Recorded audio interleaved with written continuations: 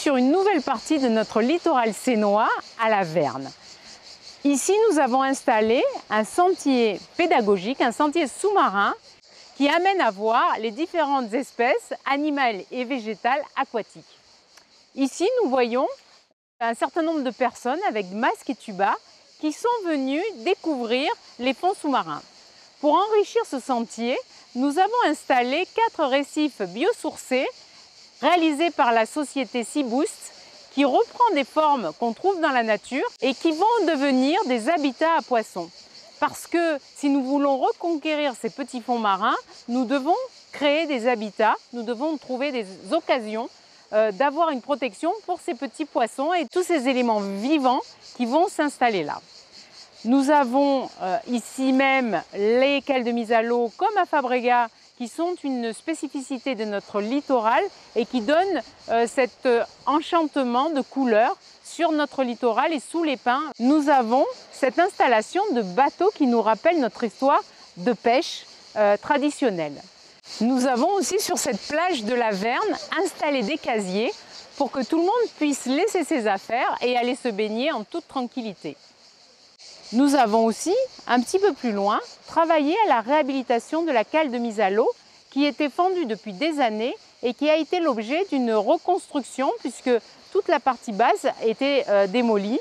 Nous avons eu l'occasion de livrer un équipement de qualité pour l'usage des plaisanciers et des riverains.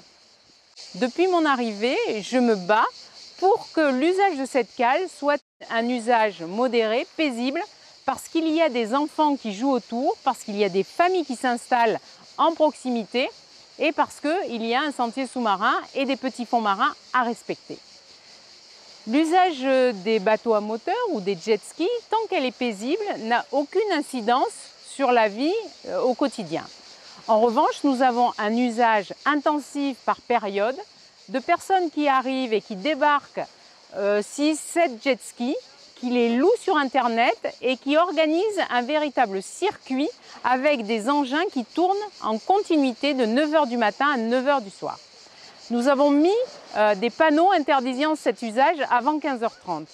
Je participe à des réunions en préfecture pour limiter l'usage et surtout la commercialisation sauvage de ces jet skis. Aujourd'hui, nous avons mis en place une brigade nautique parce que nous voulons maîtriser ce qui se passe aussi sur le plan d'eau. Nous ne pouvons plus accepter que certains prennent la mer comme un terrain de jeu sans se soucier des autres. Donc l'usage modéré des engins à moteur, c'est tout à fait possible, mais il faut vraiment être respectueux de l'environnement et des usagers de la plage. La plage de la Verne, c'est une des étapes de ce chapelet de petites plages qui ornent le littoral sénois en allant vers le sud. Nous avons aussi, à travers cette déambulation, des aménagements réalisés par TPM, la restauration des batteries basses. Donc on peut imaginer que cette déambulation sur un chemin de littoral à travers ce patrimoine militaire historique est un plus pour la découverte de ces lieux. Donc je vous dis, profitez bien de ce littoral sénois, baignez-vous, prenez du bon temps et je vous dis à bientôt.